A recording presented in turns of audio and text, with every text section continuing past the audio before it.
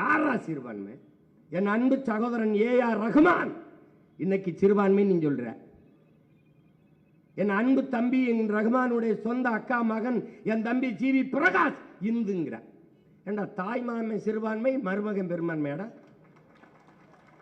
எங்க அப்பா இளையராஜா உங்களுக்கு தெரியும் இந்து, சரி இந்து.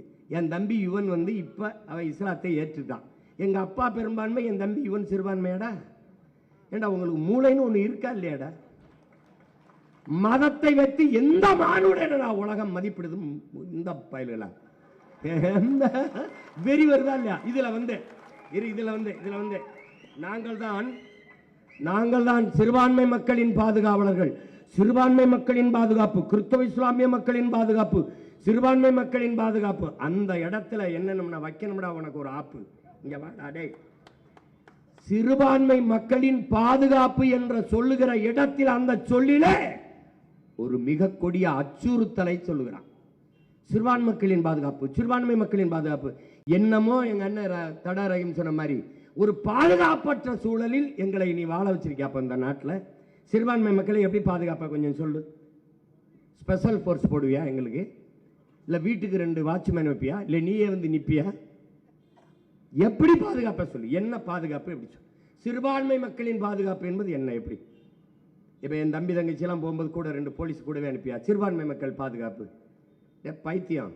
ஒட்டுமொத்த நாட்டு மக்களின் நாட்டு பாதுகாப்பு, ஒட்டுமொத்த நாட்டு மக்களின் பாதுகாப்பு தான் இங்க இருக்கிற கிறிஸ்தவர், இஸ்லாமியர், இந்து, சீக்கியர், பௌத்தர் எல்லாருக்குமான பாதுகாப்பு. அதுல என்ன தனியா சிறுபான்மை மக்களின் பாதுகாப்பு, சிறுபான்மை மக்களின் பாதுகாப்பு. அந்த சொல்லிலே நீ அச்சுறுத்துகிறாய். ஏதோ பிரச்சனை இருக்கு போல இருக்கு, ஏதோ ஆபத்து இருக்கு போல இருக்குன்னு. தம்பி, நீ சிறுபான்மை மக்களின் பாதுகாப்பு இல்ல, இங்க இருக்கிற கிறிஸ்தவ இஸ்லாமிய மக்கள் தான் தொடர்ச்சியாக உனக்கு வாக்கு செலுத்தி பாதுகாத்து வச்சிருக்கான்.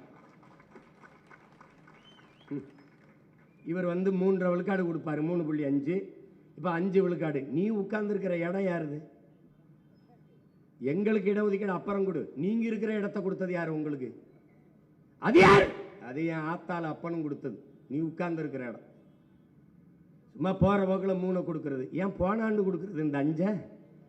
அதுக்கு முந்தின ஆண்டு இப்பதான் இறங்கியிருக்கான இஸ்லாமியம் புறான் வேற கிரகத்தில் இருந்து. ஏய், இது ஒண்ணுக்காவது அல்லாமல் அவனையா துறண்டா உங்களை ஒழிப்பேன்டா, உங்களை ஒழிப்பேன். இது ஒண்ணுக்காவது ஒழிப்பேன். இந்த காலங்காலமாய் என் மக்களை வஞ்சித்து ஏமாத்தி, இந்த பயங்காட்டி இந்த வாக்கை பறிச்சு வசதியா கொளுத்து இந்த அதிகாரத்தில் இருந்து எங்களை வஞ்சித்து வீழ்த்தாவாரா? இதுக்காவது உங்களை ஒழிப்பேன். இதே வேலை ஒரு பயங்காட்டுறது.